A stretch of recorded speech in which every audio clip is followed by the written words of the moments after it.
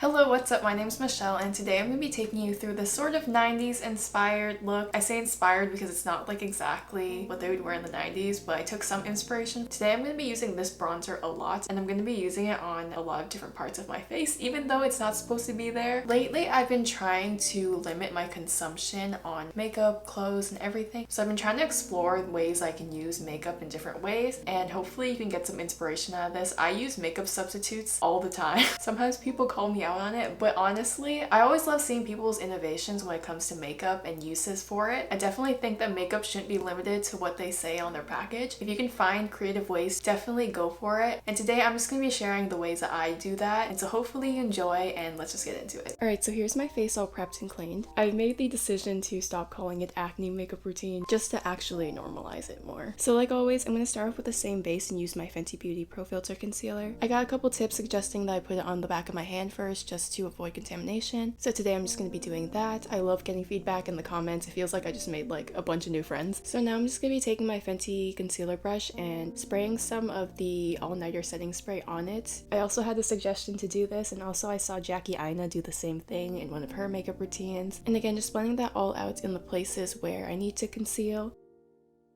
If there are places that I can leave, then I'll usually leave them as well. Like for example, I have some scars on my chin, but I'm just gonna leave those today. I find that I always break out on my chin and my upper lip area just because due to my hormones, I grow hair there. And I don't mean like the cute peach fuzz hair, I mean like actual thick chin and mustache hairs, and it's the craziest thing ever.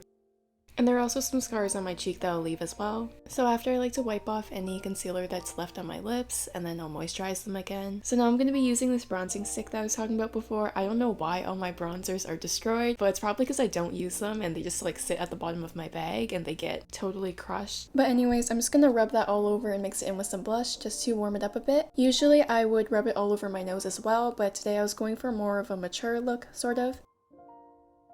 And again, I'm just going to spray some setting spray onto my brush to lock it all in. And anytime after I use my bronzer, I just like to rub it off a bit to avoid any contamination that might happen. Now I'm just going to go in with some setting powder and again, lock it all in. So now that I'm all done with my face, I'm just going to start with my eyes. I'm going to be using my Fenty Beauty Pro Filt'r eyeshadow primer and just rub that all over, even in the places where I put eyeliner, just because I do get greasy there sometimes and it will run down my eyes. Then I'm just going to take this eyelash curler that I got some questions about it last time. It's from this brand called CHIFURE. I'm not sure if they have it here, but if they do, I'll link it down below. I think my mom got it for me a while ago in Vietnam, and I've just been using it since.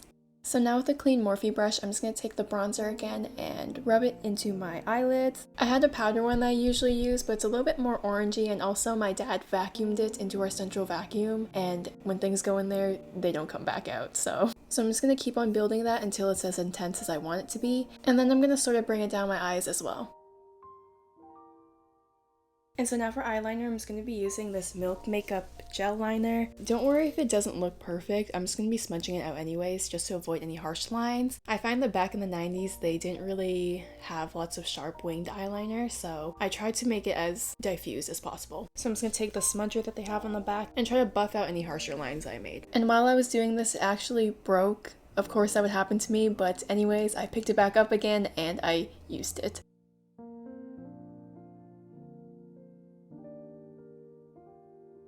Then I'm just going to bring it into the inner corner a little bit. Again, don't worry if it's not perfect. I'm going to diffuse it again with the smudger.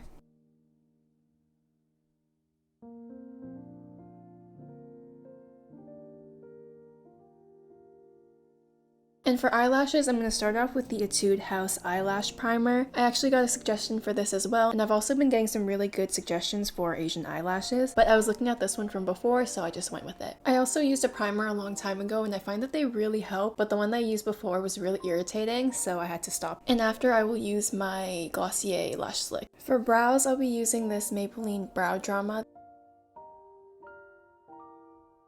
And finally, I will be using this bronzing stick one more time on my lips. This is where I may get roasted, but I'm just going to take a thin lining brush and line it on the outside of my lips.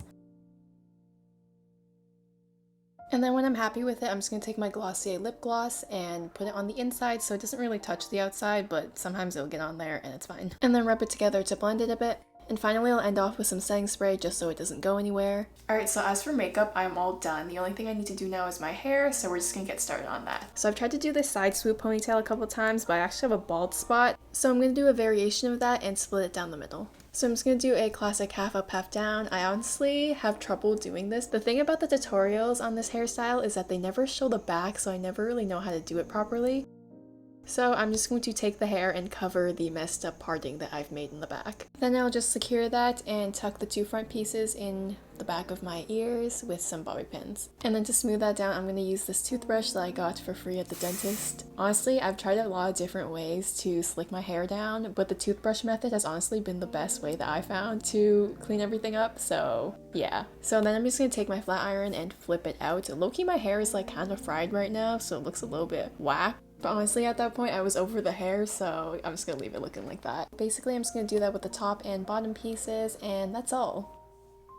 Alright, so that's all that I have for you today. Thank you so much for watching if you got this far. I didn't realize, but some of the camera angles in the video are a little bit weird. The lighting might be a little bit off. I just got a new camera, so I'm still learning how to configure it and figure out all the settings and what looks good on it and not. So for the next couple videos, it might be a little bit iffy, but hopefully you still enjoyed. Thank you again. Hope you have a great day, and I will see you next time.